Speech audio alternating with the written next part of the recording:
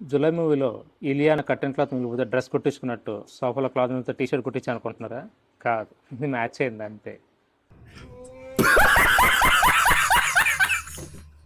2020లో ఒక కస్టమర్ మన దగ్గరకు వచ్చినప్పుడు ఆవిడ ఎక్కడో చూసినట్టు అనిపించి, మీరు ఇంతకుముందు మా దగ్గరకు వచ్చారు కదా అని చెప్పేసినప్పుడు, బాగానే గుర్తుపెట్టావయ్యా, 98లో మీ దగ్గర సోఫా కొన్నాను, మళ్ళీ ఇప్పుడు వచ్చానన్నారు. వావ్, ఆల్మోస్ట్ 22 ఇయర్స్ తర్వాత వచ్చారని చెప్పేసి అనుకుని, ఏం మేడం ఎలా ఉన్నారు, మా సోఫా ఎలా ఉందని అడిగాను. ఇప్పటికీ మీ సోఫా వాడుతున్నాను అని చెప్పేసి అన్నారు. అది ఇంకా హ్యాపీనెస్ క్రియేట్ చేసింది. బై ద వే, ఆ రోజు 2020లో ఆవిడ మన దగ్గర సోఫా కొన్న తర్వాత డెలివరీకి ఇంటికి వెళ్ళింది.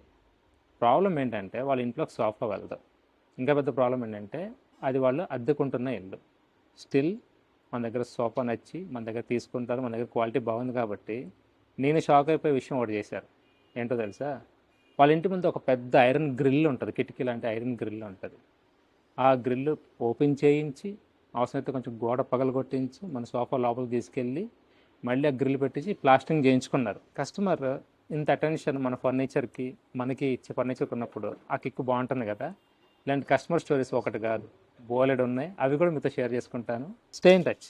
రావుస్ ఫర్నిచర్ ప్యారడైస్ రండి, డాబా గార్డెన్స్లో చాలా ఫర్నిచర్ ఉంది, మీకు కావాల్సిన రేట్లలో రండి.